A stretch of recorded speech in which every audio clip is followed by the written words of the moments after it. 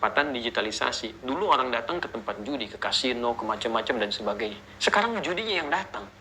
Judi peluangnya datang ke saku setiap orang melalui handphone, media sosial, macam-macam. Dia masuk tuh, pakai slot, pakai macam-macam dan sebagainya.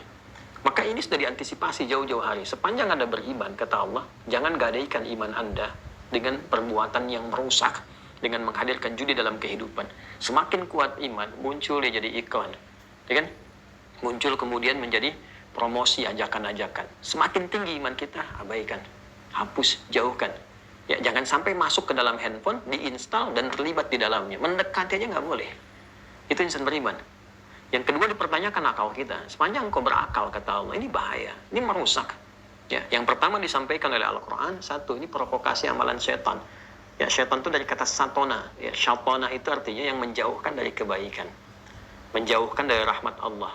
Ya, jadi hanya orang-orang yang jauh dari sifat-sifat baik dan hanya orang-orang yang, ini poin pentingnya, hati-hati ya, hati-hati, yang terjauh dari rahmat Allah, yang mau menjerumuskan dirinya dalam judi. Jadi ketika seorang insan mengaku beriman, ikut dia partisipasi dalam judi itu, apapun bentuknya, maka pada saat yang bersamaan dia sedang menjauhkan dirinya dari rahmat Allah Subhanahu wa taala.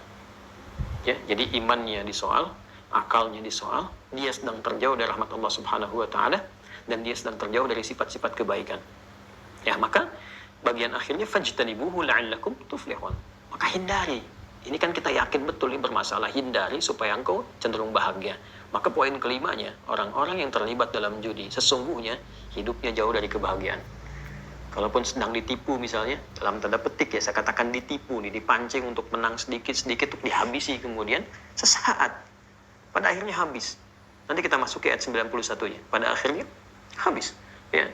Jadi 5 poin ini penting untuk kita tanamkan pada diri kita. Hati-hati. Judi ini sangat berbahaya. Ayatnya dibuka dengan kewaspadaan, dipertaruhkan keimanan seorang hamba, disoal akalnya, dipertanyakan integritasnya, apakah engkau manusia ataukah memang hanya orang-orang dikuasai oleh pengaruh provokasi syaitan, ya, yang jauh dari rahmat Allah. 3, jauh dari kebaikan.